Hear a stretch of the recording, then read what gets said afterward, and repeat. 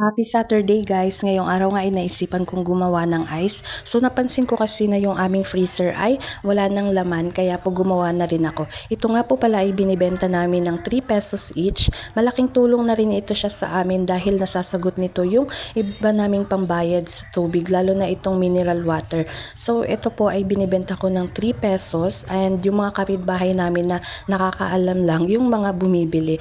Maganda rin na meron kaming ganito na ice na ginagawa sa freezer kasi minsan pag may bisita kami or pag gusto naming uminom ng malamig na tubig or kapag magtitimpla kami ng juice ay hindi na namin kailangan bumili sa tindahan dahil ang bentahan po ng ice dito sa amin ay 5 pesos each na. So eto siya guys, after ko po matapos na gumawa ng ice, so kung mapapansin nyo wala talagang laman yung aming freezer. After nga nun guys, ay ginupit-gupit ko lamang yung karton po ng phone holder natin nakaraan. Kung napanood nyo po yung nakaraan kong video. So ngayon ko pa lang po siya ulit matatapos kasi sobrang dami po nating ginagawa. Meron tayong trabaho sa office, trabaho sa pagiging nanay, tapos ito nagsa-sideline pa tayo. So ito ay kinakat ko lamang para po gamitin kapag may nagpapa-cash in or cash out. Dito po nila sinusulat yung number. Ayan po.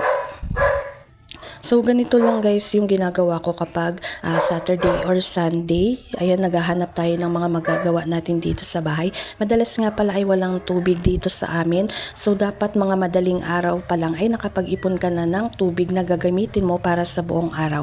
Nakapaglaban na rin nga pala ako kaya okay na siya. Yung mga ibang mga gawain na lang yung mga hindi ko pa nagagawa tulad ng paglilinis. Ayan, maganda rin na may online business tayo kasi nakakapaglinis tayo ng ating bahay, nakakapag-asikaso tayo ng ating anak, and kasabay nito ay kumikita tayo kahit papano. So ang ginagawa ko lamang po ay nagpo-post lamang ko sa aking Facebook.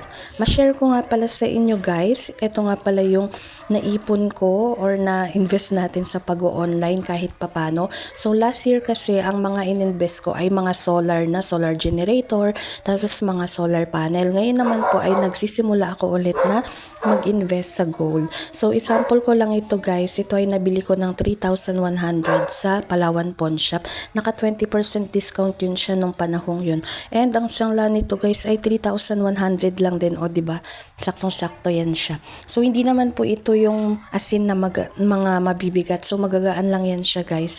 Kasi kung yung pinangbibili ko po nito ay yung mga sobra lang sa ating mga pera. Ayan, or sa ating ipon.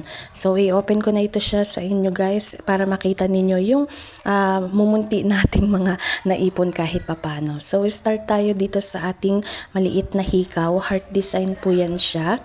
Ang timbang nito ay 0.8 ata. Ayan po. Tapos meron din tayo ditong kwintas. Ayan na may heart design na pendant. So magagaan lang din yan siya guys. Hindi naman po yan siya kabigatan. Sakto lang din na may pambayad tayo kahit papano. Ay so far nga po pala guys, wala pa po tayong alahas na nakasangla ngayon. Ayan. Kasi kakatubos ko lang po nakaraang araw nung dalawa. Ito naman yung isa pa nating pendant, Jesus design. Sa kabila naman ay Mama Mary. Ayan po. Malaki rin ang tulong nito guys, lalo na po at tumataas po yung value ng gold. Sunod naman itong ating hikaw. Ganyan naman po yung kanyang design. Magaan lang din nito siya guys. So yan po lahat ng aking mga naipon. Dumako naman pala tayo dito sa aming bills. Ayan, lahat po ay bayad na. Yung aming pong kuryente ngayong buwan ay umabot lang naman guys ng 2,000 plus. Medyo mataas yung aming kuryente ngayon kasi sunod-sunod yung paggamit namin ng electric fan. So ayan po siya, and bayad ko na yan siya guys kasi GCash yung pinangbayad ko dyan. Dito naman po sa aming tubig ay walang problema kasi na-maintain ko talaga siya guys na every month talaga 300 minimum po yung aming tubig. Ayan po siya, 300 pesos lamang yan siya. Update nga pala guys dito sa aming clip fan, 3 na lang or 3 na lang po yung natira naming clip fan. Kanina nga pala ay may bumili nito, so naka 150 tayo plus 3 na lang din yung natira sa atin. So sana bukas ay mabili na yan siya. Ito po yung ating istante at ang ating mga paninda. Ayan po siya. Ayan, so sana po na-inspire kayo at sana mag-start na rin kayo ng inyong online business kung may mga trabaho kayo na katulad ko. Kanina nga pala ay may bumili rin itong pamaypay. Binibenta ko po ito siya ng 22 pesos each. Color black po yung nabili.